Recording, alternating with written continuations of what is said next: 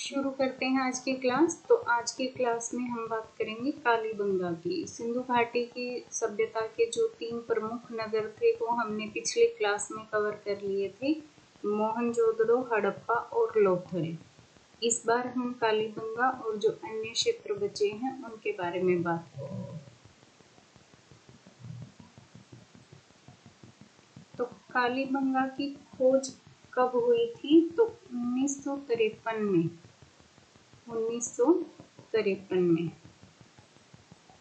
किसने की थी? अमलानंद घोष ने की थी। अमलानंद घोष ने इसकी खोज की थी। किसकी? कालीबंगा की। उत्खनन अगर इसका देखें तो 1961 में बीबी लाल और बीके थापर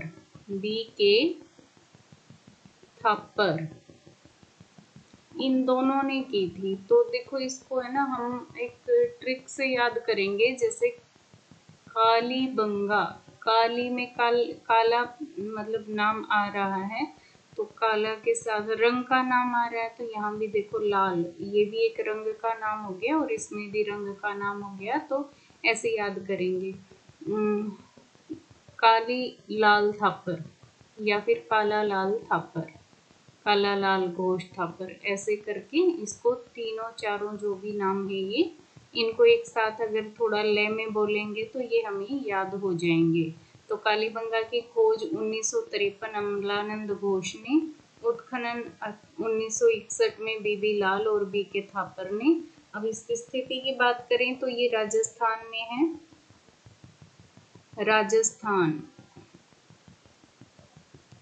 राजस्थान के हनुमानगढ़ जिला में है। हनुमानगढ़ जिला। नदी की बात करें तो घग्गर नदी के किनारे पर है ये। घग्गर नदी भी आ सकता है ऑप्शन में, और सरस्वती नदी भी आ सकता है। सरस्वती जो नदी है वो अभी लुप्त हो चुकी है, ये पहले बहती थी। तो अभी जो है हमारी घग्गर नदी एट प्रेजेंट में है, ये पहले बहती थी।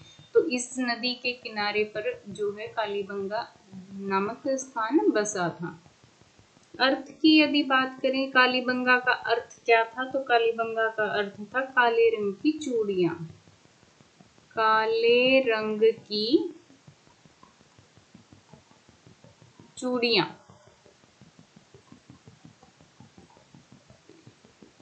अर्थ याद रहेगा, इसके नाम से ही रिलेट कर रहा है ये। यहाँ से प्राप्त वस्तुएं देख लेते हैं। प्राप्त वस्तुएं, सामग्री कह लीजिए, चित्र या फिर मोहरे, जो कुछ भी यहाँ से मिला है वो सब देख लेते हैं। तो सबसे पहले बात करते हैं, बेलनाकार मोहरे मिली हैं यहाँ से। बेलनाकार मोहरे मिली हैं, जो सिलेंडर सील भी जिन्हें बोला जाता है। क्या बोला जाता है? सिलेंडर सील, क्योंकि इनका आकार जो है ऐसा था, ऐसा थोड़ी सी लंबाई में। ठीक है। अब जो है लकड़ी की नालियों के साक्ष्य भी मिले हैं। भाई जो नालियां बनी हुई हैं वो लकड़ी की बनी हैं। नालियां लकड़ी की बनी हैं। और क्या मिला है? यहाँ से एक हवन कुंड मिला है। हवन कुंड। अलंकृत ईंटें मिली हैं। देखो ईंटें तो सब जगह पे मिली हैं, लेकिन अलंकृत ईंट सिर्फ यहीं पर मिली हैं। अलंकृत ईंटें मिली हैं, जिनसे क्या बना हुआ है? फर्श में ये बिछाई हुई है, नीचे फर्श में अलंकृत ईंटें बिछाई हुई हैं, वहां पर यूज की गई हैं। घरों में कुएं के साक्ष्य भी मिले हैं। घरों में कुएं के साक्ष्य, जैसे हर घर में या 2-3 घरों में एक कुआं जिससे पानी की पूर्ति हो सके, तो घरों में कुएं के साक्ष्य भी मिले हैं। कांसे की सुई मिली है, कांसे की सुई, और तांबे का बटन मिला है, यहीं पर लिख देते हैं तांबे का बटन। जुते हुए खेतों के साक्ष्य मिले हैं,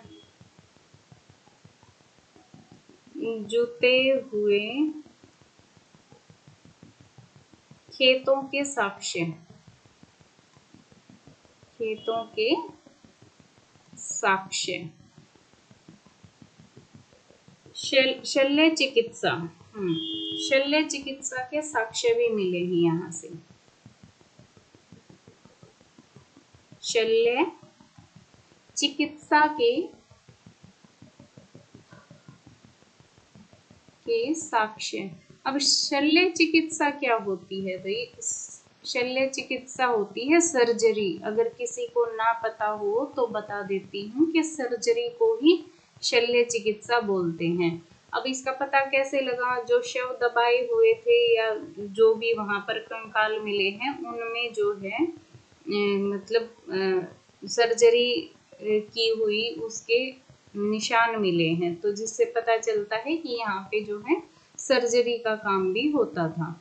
तो शल्य चिकित्सा के साक्ष्य मिले हैं। अब देखते हैं चन्हू-दड़ो। चन्हू-दड़ो जो है वो स्थिति क्या है? पाकिस्तान। पाकिस्तान, पाकिस्तान में जो है ये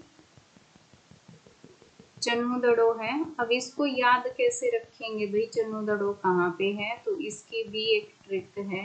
मतलब ट्रिक तो क्या है, ये गौर करने की बातें हैं। अगर आपने कभी गौर किया हो तो इस चीज पे देखो, मोहनजोदड़ो जब लिखते हैं, मैं यहाँ पे देख लेती हूँ मोहनजोदड़ो, तो देखो मोहनजोदड़ो में दड़ो शब्द आ गया और चन्हू-दड़ो में भी दड़ो शब्द आ गया। ठीक है, ये दड़ो शब्द जो है ये इसमें भी आ गया और इसमें भी आ गया। तो इससे याद रखेंगे कि दोनों स्थान जो है वो पाकिस्तान में है और दोनों ही सिंधु नदी के किनारे पर हैं। यहाँ पर लिख देती हूँ मैं सिंधु नदी। ठीक है, तो सिंधु नदी के किनारे पर हो गए दोनों और ये पाकिस्तान में है। और खोज की यदि बात करें तो 1931 में इसकी खोज हुई थी। किसने की थी? एनजी मजूमदार ने। एनजी मजूमदार,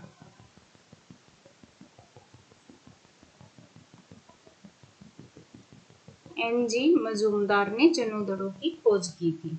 अब यहाँ से प्राप्त वस्तुएं देख लेते हैं, क्या प्राप्त हुआ है भाई? यहाँ से क्या प्राप्त हुआ है? तो कुत्ते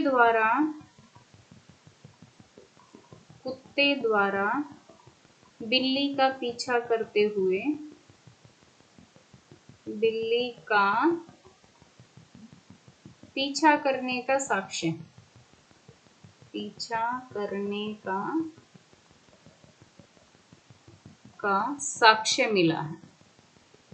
अब ये कैसे मिला है कि भाई जो ईंटें या फर्श जो बनाया गया था उस पे भागते हुए, जैसे कुत्ता बिल्ली के पीछे भागता है तो बिल्ली और कुत्ते के जो पंजे के निशान है ना, वो जैसे गीली दीवार पर या गीले फर्श पर उन ईंटों में जैसे पंजा उनका छप गया हो। ठीक है, तो ऐसे पंजा छप गया उनका चलते भागते समय, तो एक बिल्ली का है और एक कुत्ते का है। तो इस तरीके से हमें इसका साक्ष्य मिला है। अब वर्गाकार ईंटें मिली हैं यहाँ से। वर्गाकार ईंटें कैसी होती हैं? गोल वाली, वक्राकार, सॉरी, वक्राकार ईंटें, वक्राकार ईंटें मिली हैं। अब कालीबंगा से तो अलंकृत ईंटें मिली थी और यहाँ से वक्राकार ईंटें मिली हैं, यानी कि गोल वाली ईंटें मिली हैं। सौंदर्य प्रसाधन, सौंदर्य प्रसाधन मिले हैं यहाँ से। सौंदर्य प्रसाधन, यानी कि लिपस्टिक और ये सिंदूर, इस तरह की चीजें। हाथी दांत का कंघा मिला है, हाथी दांत की कंघी या कंघा, दांत का कंघा। और क्या मिला है? कलम और दवात मिली है, कलम और दवात। गुड़िया बनाने का कारखाना, गुड़िया बनाने का कारखाना।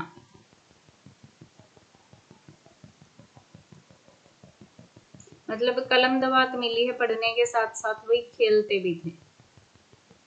और आभूषण बनाने का कारखाना, तो ये सौंदर्य प्रसाधन है, मैं यहीं पे लिख देती हूँ, आभूषण का कारखाना, आभूषण का कारखाना।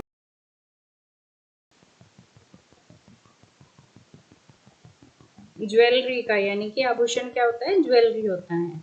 अब पीपल का वृक्ष पकड़े दो महिलाएं हैं, क्या है? पीपल का वृक्ष पकड़े दो महिलाएं, वृक्ष पकड़े दो महिलाएं। ये एक मोहर है, मोहर के ऊपर पीपल का वृक्ष पकड़े दो महिलाओं का चित्र बना हुआ है। अब एक और मोहर मिली है इसमें, जिसमें कि 3 घड़ियाल, यानी कि घड़ियाल हो गए भाई मगरमच्छ, 3 घड़ियाल, एक मिनट, हाँ 3 घड़ियाल मिले हैं,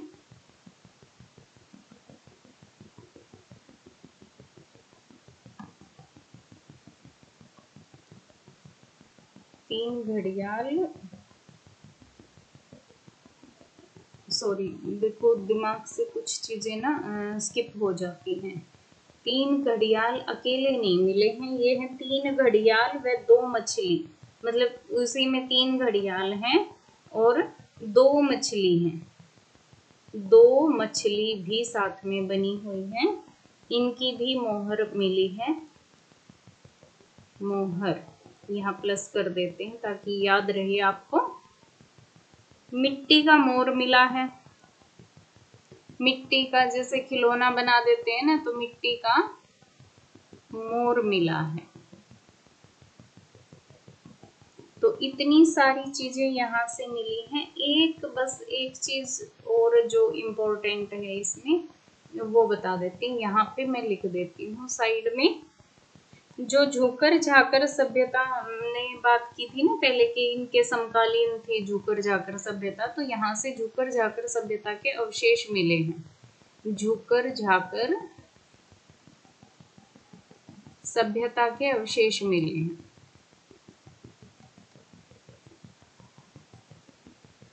अवशेष। अब इनकी क्या खास बात थी कि ये भूरे रंग के मिट्टी के बर्तन बनाते थे।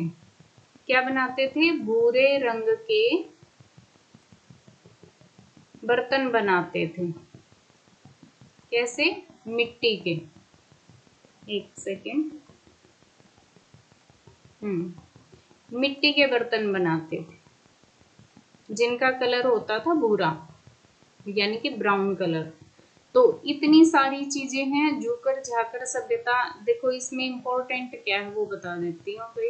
तो सबसे पहले तो इसकी स्थिति याद रखेंगे और इसके खोजकर्ता को। ठीक है, नदी आपको याद रह ही जाएगी, सिंधु नदी है। एक इम्पोर्टेंट ये है कि झूकर झाकर सभ्यता के अवशेष कहाँ से मिले हैं, तो ये चनुदड़ो हो जाएगा। एक आपका ये वाला इम्पोर्टेंट है, ये इम्पोर्टेंट है आपका, कुत्ते द्वारा बिल्ली का पीछा करने का साक्ष्य है, वक्राकार ईंटें हैं, सौंदर्य प्रसाधन है, और पीपल वृक्ष पकड़े दो महिलाएं, ये मोहर हो गई। और ये भी वैसे तो याद तो सारी चीजें करनी चाहिए, लेकिन जो ज्यादा इम्पोर्टेंट है, जो एग्जाम में देख चुके हैं हम, उनको बता देते हैं। तो ये क्वेश्चन पहले देखे जा चुके हैं इनके, तो ये इम्पोर्टेंट है इसमें। अब आगे देख लेते हैं। धोलावीरा देखते हैं। धोलावीरा की स्थिति है गुजरात में है, ये गुजरात में है। नदी जो है इसकी वो मनसर, मनहर या देखो मनसर, ये मतलब इनमें से कोई भी नाम आ सकता है। नदी एक ही है ये, मनसर,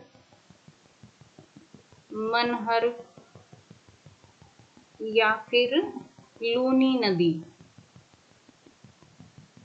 लूनी नदी। तो नदी इनमें से कोई भी नाम आ जाए, ये एक ही नदी है, नाम अलग अलग है इनके। तो धोलावीरा जो स्थान है वो मनसर, मनहर या लूनी नदी ऑप्शन में दिख सकता है। तो ऑप्शन के अकॉर्डिंग हम निशान लगाएंगे। तो इनको याद रखें कि गुजरात में है और नदी ये है। अब खोज की यदि बात करें तो इसकी खोज जो है, खोज 1990 में इसकी खोज हुई। R.S. बिष्ट ने इसकी खोज की, R.S. बिष्ट ने इसकी खोज की। अर्थ क्या है धोलावीरा का? अर्थ है श्वेत कूप, श्वेत कूप। एक मिनट, श्वेत कूप। तो भाई श्वेत कूप क्या होता है? कूप होता है कुआं, और श्वेत क्या होता है? सफेद। तो सफेद कुआं यानी कि श्वेत कूप। लोकल में इसको धोला भी बोल देते हैं श्वेत को। तो श्वेत कूप आप याद रखेंगे कि धोलावीरा का अर्थ है। और यहाँ से क्या प्राप्त हुआ है वो देखते हैं। अभी प्राप्त क्या हुआ है यहाँ से, तो 10 अक्षरों वाला एक लेख मिला है यहाँ से। 10 अक्षरों वाला लेख मिला है, जिस पर 10 अक्षर लिखे हुए हैं। अब इनकी भाषा तो पढ़ी नहीं गई, लेकिन लिखा हुआ तो उनको तो काउंट कर ही सकते हैं। स्टेडियम के यहाँ से साक्ष्य मिले हैं, स्टेडियम के साक्ष्य मिले हैं। यानी कि इनको खेलना कूदना भी पसंद था, भाई स्टेडियम बना दिया था तो उस टाइम पे। और कितनी रिच जो सिविलाइजेशन थी ये, इन्हीं बातों से पता चलता है। स्टेडियम जैसे भाई इन्होंने स्कूल भी खोले हुए थे, भवन इनके बहुत बड़े बड़े थे। तो इस तरीके से इनका रिच जो कल्चर था वो दिखाई देता है। सोने चांदी के साक्ष्य भी मिले हैं, सोने चांदी के साक्ष्य।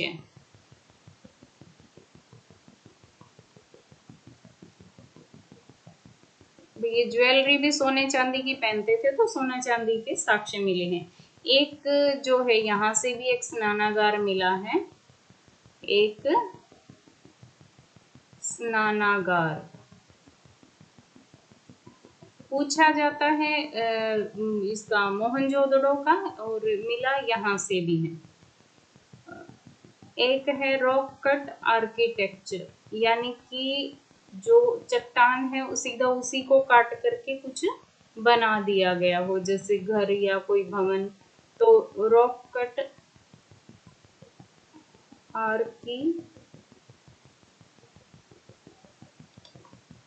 आर्किटेक्चर।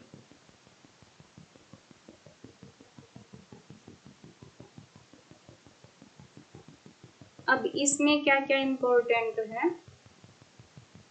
इसका अर्थ, स्थिति, खोज, नदी, और ये 10 अक्षरों वाला लेख, स्टेडियम के साक्ष्य।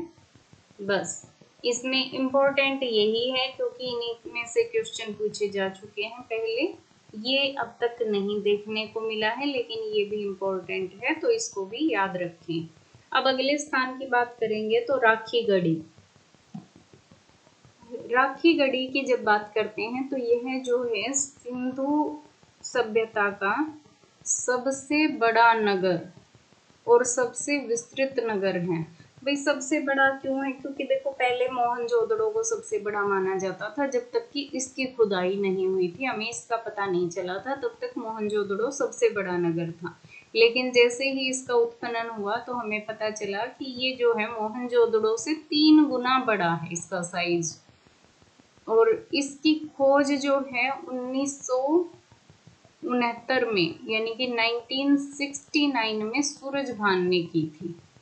स्थिति क्या है? ये हरियाणा में स्थित है और नदी है सरस्वती नदी। मोहनजोदड़ो से 3 गुना बड़ा है और सबसे बड़ा और विस्तृत नगर है। और स्थिति ये इम्पोर्टेंट है इसमें, ठीक है। अब अगला नगर देख लेते हैं, बनावली। अब बात करते हैं बनवाली की, सॉरी राखीगढ़ी बोल रही थी मैं, बनावली की बात करते हैं। तो बनावली जो है इसकी खोज किसने की? तो खोज जो है 1973 में RS बिष्ट ने जो है इसकी खोज की। स्थिति की बात करें तो हरियाणा के हिसार जिले में है और नदी जो है सरस्वती नदी है। जो राखीगढ़ी है वो भी हरियाणा के हिसार जिले में है और बनावली भी हरियाणा के हिसार जिले में है और दोनों सरस्वती नदी के किनारे पर हैं। तो थोड़ा सा अगर एक दूसरे को कनेक्ट करके पढ़ेंगे तो दो दो चीजें हमें एक साथ याद हो सकती हैं। ये एक तरीका होता है किसी चीज को याद करने का।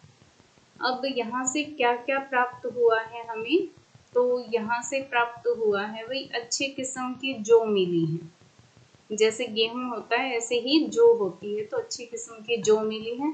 धावन पात्र यहाँ पर मिला है जिसे कि वाश बेसिन बोलते हैं। वाश बेसिन आज के समय में होता है ना ये तो, लेकिन ये उस समय पर भी था वाश बेसिन। तो ये मिला है। मिट्टी का हल मिला है। तांबे का बाणाग्र, जो बाण के आगे के हिस्से में जो ऐसे लगता है ना ट्रायंगल, ऐसे ट्रायंगल जो लगता है बाण के आगे, तो ये जो है ये मिला है तांबे का। और कुल्हाड़ी भी एक तांबे की मिली है। पत्थर और मिट्टी के मकानों के यहाँ पर साक्ष्य मिले हैं। और यहाँ की नगर योजना की बात करें तो शतरंज के जाल के आकार की थी, यानी कि इनकी नगर योजना जो थी वो ब्लॉक में थी। भाई ऐसे मतलब गलियां थी ऐसे और ऐसे मकान बने हुए थे, बीच में गलियां और ऐसे मकान। तो शतरंज के जाल के आकार की इनकी नगर योजना थी। इम्पोर्टेंट इसमें क्या है? एक तो ये है धावन पात्र, वाश बेसिन, अच्छे किस्म की जौ और तांबे का बाणाग्र और नगर योजना। और ये तो सारा इम्पोर्टेंट है ही, खोज, स्थिति, नदी, ये सारा ठीक है। तो इसको भी याद रखेंगे। अब आगे देखते हैं। रोपड़ की बात करें तो रोपड़ का उत्खनन जो है, रोपड़ का उत्खनन कब हुआ? तो 1953 से 1956 में। और ये किसने करवाया? यज्ञदत्त शर्मा ने। मतलब देखो इसे ऐसे याद कर सकते हैं, रोपड़, रोपड़ में रो आ गया तो रो मत यज्ञ करवा देंगे, इस तरीके से कोई भी लाइन बना सकते हैं। रो मत यज्ञ करवा देंगे, तो रोपड़ यज्ञदत्त शर्मा हो गया। नदी जो है वो सतलुज नदी के किनारे पर ये है। जो मोहनजोदड़ो और चनूदड़ो था भाई, वो दोनों सिंधु नदी के किनारे पर है और रोपड़ जो है वो सतलुज नदी के किनारे पर है। स्थिति की बात करें तो ये पंजाब के रोपड़ जिले में है। रोपड़ जिला यानी कि जो भी नाम रखे गए हैं, जो कुछ ऐसे हैं जो वर्तमान में उस स्थान का नाम है, तो उसी के नाम पर उसका नाम रख दिया है। अब जो है इसमें स्वतंत्रता के बाद सर्वप्रथम उत्खनित क्षेत्र है ये। जब देश आजाद हुआ तो उसके बाद जो सबसे पहला सिंधु घाटी सभ्यता का नगर खोजा गया वो था रोपड़। आदमी के साथ कुत्ता दफनाने के साक्ष्य भी हमें यहाँ से मिले हैं और शवों को अंडाकार गड्ढों में यहाँ पर दफनाया गया है। यानी कि कंकाल आदमी के साथ कुत्ते का भी कंकाल मिला है, तो उससे ये साबित हो जाता है कि भी आदमी के साथ कुत्ते को भी दफनाया गया है। और शवों को अंडाकार गड्ढों में, जैसे गोल गोल गड्ढे खोद के और उनमें जो है शवों को दफना दिया गया। तो ये इसमें इम्पोर्टेंट क्या है, एक तो ये वाला, एक ये वाला हो गया, और ये तो पूरा ही हो गया कि इसकी स्थिति उत्खनन नदी, ये सब हो गया। अब आगे रंगपुर देखते हैं। तो रंगपुर के बारे में जब बात करेंगे तो रंगपुर को देखते हैं एक बार। रंगपुर,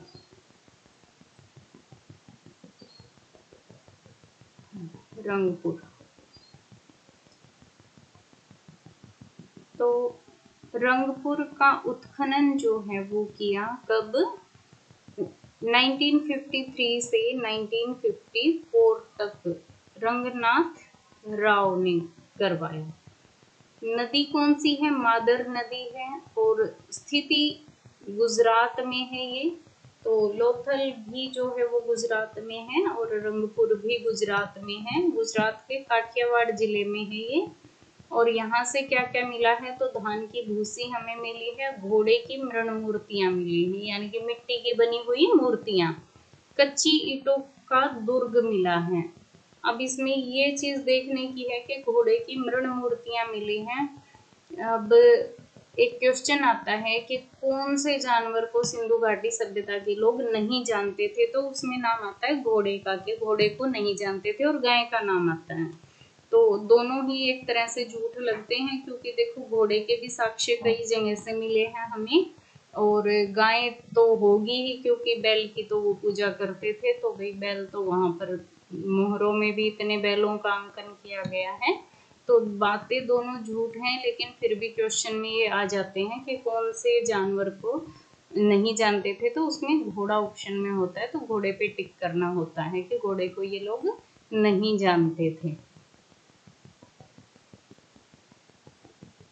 अब यहाँ पर बात करते हैं आलमगीरपुर की। तो आलमगीरपुर की खोज किसने की थी, 1958 में यगदत्त शर्मा ने। स्थिति की बात करें तो मेरठ में है ये, यूपी में है आलमगीरपुर। नदी है हिंडन नदी। जब आपको मैंने बताया था पूर्व पश्चिम उत्तर दक्षिण के स्थल, तो ये जो है पूर्वी हिस्से में सबसे पहले वाला स्थान, यानी कि मतलब जो बाउंड्री वाला स्थान है वो है, कि पूर्व में जो लास्ट वाला स्थान है जहां तक इसका विस्तार हुआ, तो वो वाला स्थान कौन सा था, आलमगीरपुर, याद है। तो ये हिंडन नदी, मेरठ यूपी, और खोज 1958 यगदत्त शर्मा। अब यहाँ से मिला क्या है, तो रोटी बेलने की चौकी, जिसको चकला भी बोलते हैं वो, और कटोरे के टुकड़े, यानी कि बर्तन भी यहाँ पर बनते थे भाई, ठीक है। और सुरकोटदा की अगर बात करें तो सुरकोटदा की खोज कब हुई थी, 1954 में जेपी जोशी ने की थी, ठीक है। कि सुर जोश में आके सुर में आ गया आदमी, कुछ मतलब इस तरीके से इसको याद कर सकते हैं।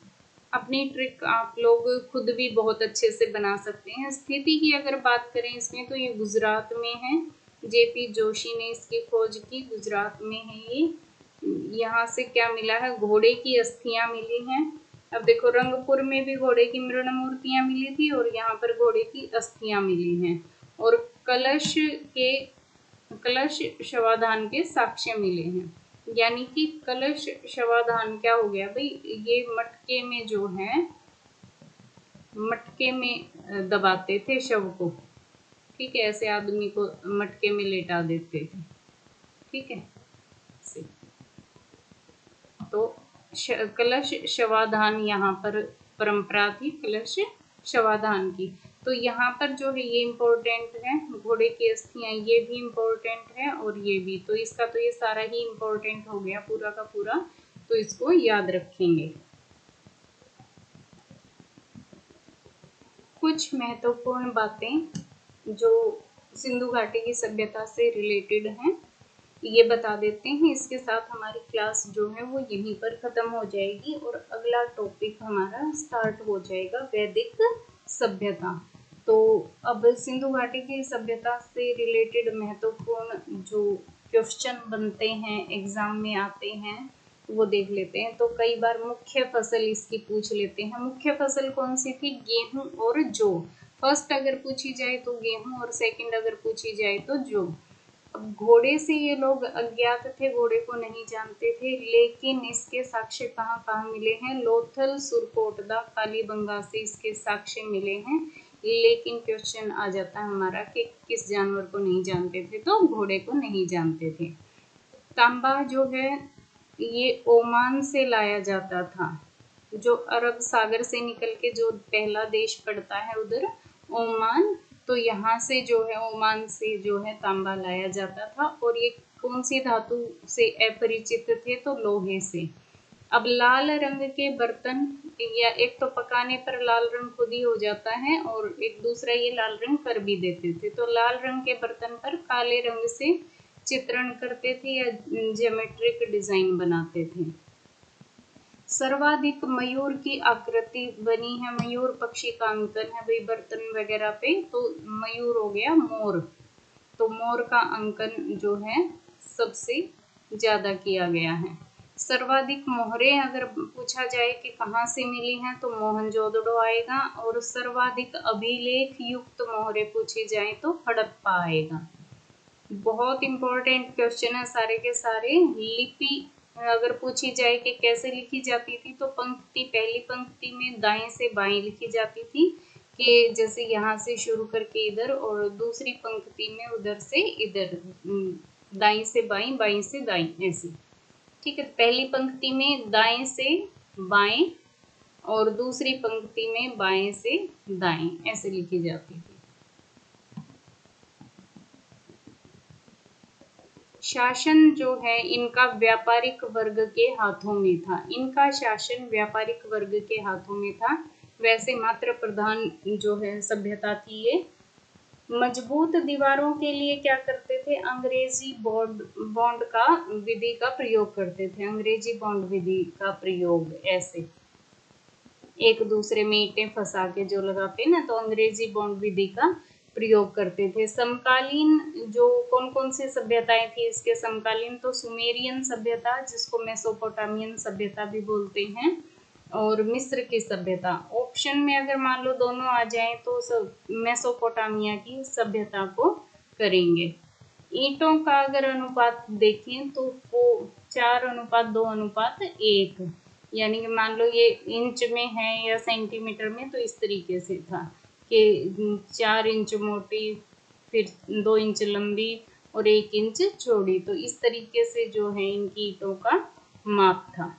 तो इतना करने के बाद आपने एक काम करना है कि अपनी नोटबुक में एक पेज ब्लैंक छोड़ देना है इस टॉपिक के बाद, ताकि अगर और भी कोई क्वेश्चन निकल के सामने आता है तो वो वहाँ पे लिखा जा सके।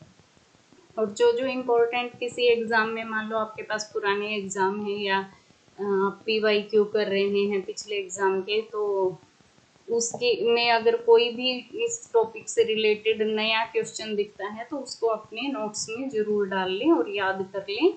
जितना हो सकता था वो सब कवर करवा दिया गया है सिंधु घाटी सभ्यता से।